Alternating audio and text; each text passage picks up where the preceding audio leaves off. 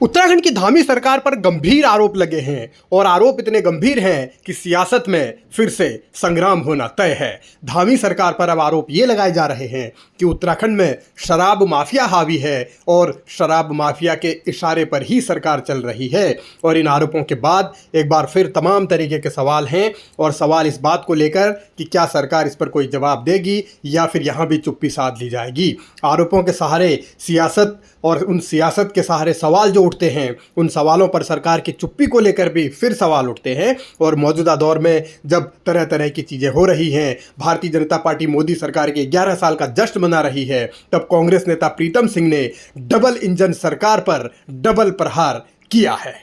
11 वर्ष घोर निराशाजनक वाले वर्ष रहे हैं। महंगाई चरम पर, बेरोजगारी चरम पर, किसान सड़कों पर, महिलाओं पर अत्याचार सबसे ज्यादा, मणिपुर जल रहा है, देश के प्रधानमंत्री को वहां जाने की फुर्सत नहीं मिल पा रही, राज्य के अंदर कानून व्यवस्था ध्वस्त, और राज्य में तो दुर्भाग्यपूर्ण स्थिति है कि महिलाओं पर जो अत्याचार हो रहे हैं, उन अत्याचारों में, उन अपराधों में भारतीय जनता पार्टी के नेता संलिप्त हैं। अंकिता भंडारी को समुचित न्याय नहीं मिल पाया है। सरकार सफेद पोशों को बचाने का काम कर रही है। हरिद्वार के अंदर भूमि घोटाला हुआ है, उस भूमि घोटाले में सफेद पोश संलिप्त है। सरकार उनका नाम नहीं खोल रही है, उसको उजागर नहीं कर रही है। सीबीआई जांच हो तो सब, मैं समझता हूँ सब चीजें सामने आए। खनन अपने चरम पर है। खनन माफिया प्रदेश को संचालित करने का काम कर रहे हैं।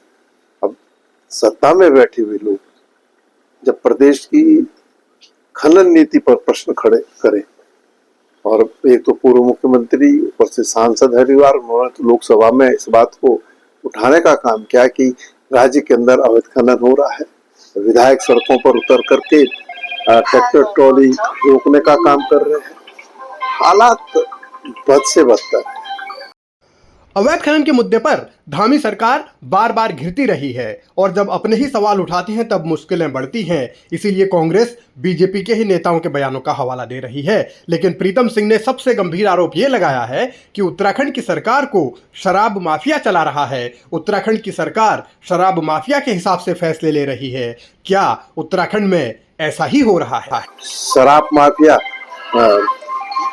इस प्रदेश को संचालित करने का काम कर रहे हैं। अब तो बाहर से कोई है जो क्या नाम शराब को संचालित करने का काम कर रहा है। कौन है वो आदमी? क्या है उसका सरकार में सरोकार? जिस आदमी के इशारे पर पूरा आबकारी विभाग संचालित हो रहा हो, आप अंदाजा लगा सकते हैं कि किन हाथों में प्रदेश आ जाए। लगता ही नहीं है सरकार नाम की कोई चीज सूबे के अंदर है। तो किस बात का जश्न मना रहे हो भैया? पता है ना, चारधाम यात्रा पूरी तरीके से पटरी से उतरी हुई है।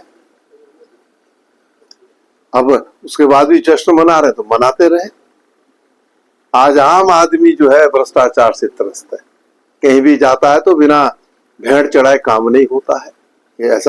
ऐसी सरकार हमने पहली बार अपने राजनीतिक जीवन में देखी।